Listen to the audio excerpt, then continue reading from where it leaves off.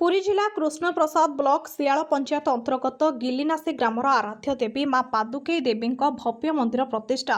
और 24 प्रहर अखंड नामयज्ञ घृतयज्ञ और अन्नयज्ञ 3 दिन धरी चली। अधिवास दिन शताधिक महिला निकटस्थ पुष्करिणी कलश शोभायात्रा कर मंदिर और यज्ञ पवित्र परिसर रे कलश स्थापना आध्यात्मिक परिवेश मध्य घंट घंटा हरिबोल हुड़हुड़ी और ब्राह्मणों मंत्रध्वनि रे ग्राम परिवेश प्रकम्पित होगा भक्तिमय परिवेश सृष्टि होता। गत मंगलवार 23 तारिख सकाळु नामयज्ञ कलश यात्रा घृतयज्ञ अंकुरारोपण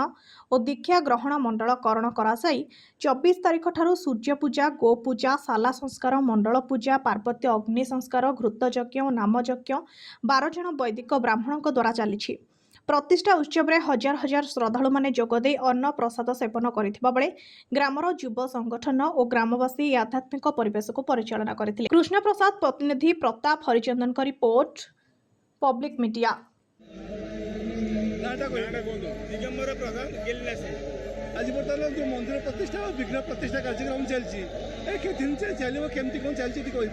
आमर ग्रामवासी सहयोग माँर मंदिर प्रतिष्ठा अति शांत श्रृंखला चली आमर मंदिर प्रतिष्ठा 24, 25, 26, 23 तारिख दिन आम अंकुरारोपण आरंभ कर 24, 25, 26 आम बर्तमान अनुष्ठान अन्न छत्र कर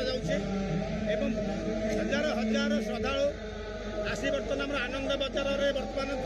भरपूर भर्ती होती माँर आशीर्वाद शांति श्रृंखला एवं परिवेश सुंदर परिवेश अनुष्ठान सुरुखुरु चली पोस्ट सियाल जिला पुरी आज गोटे आध्यात्मिक परिवेश माँ पादुकेई देवी मंदिर प्रतिष्ठा से संपर्क कह केमती कार्यक्रम है आज हूँ देवी मंदिर प्रतिष्ठा आम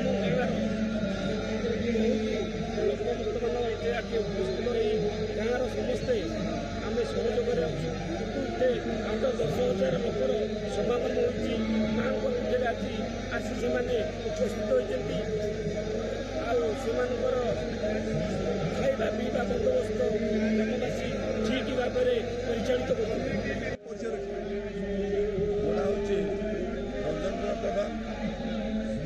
जड़े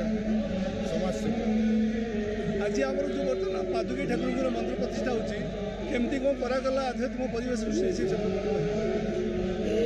आपण मैंने देखिपे परिवेश के चलचंचल यही चलचंचल परिवेश को समाप्त करने अन्य पाखे देखाई यही गाँव युवपीढ़ी तथा समस्त मुरबी माने अनेक चेष्टा बल यही सफल रूपायन कर देखिपे हजार हजार श्रद्धालु ये समागम होती माँ पादुकेई दर्शन सारी प्रसाद सेवन कर आनंद घर को फेरवाई आम गाँव समस्त मुरबी मैंने ये सुव्यवस्था कर कार्यक्रम के दिन धरी कार्यक्रम 4 दिन धरी आज तो सेकेंड दिन 4 दिन धरी चलो माँ विग्रह प्रतिष्ठा 24 तारिख आरंभ होता है यहाँ 27 तारिख शेष हम काली तार पूर्णाहुति दिवस यही पूर्णाहुति दिवस आमर माँ पादुकेई मंदिर में विराजमान।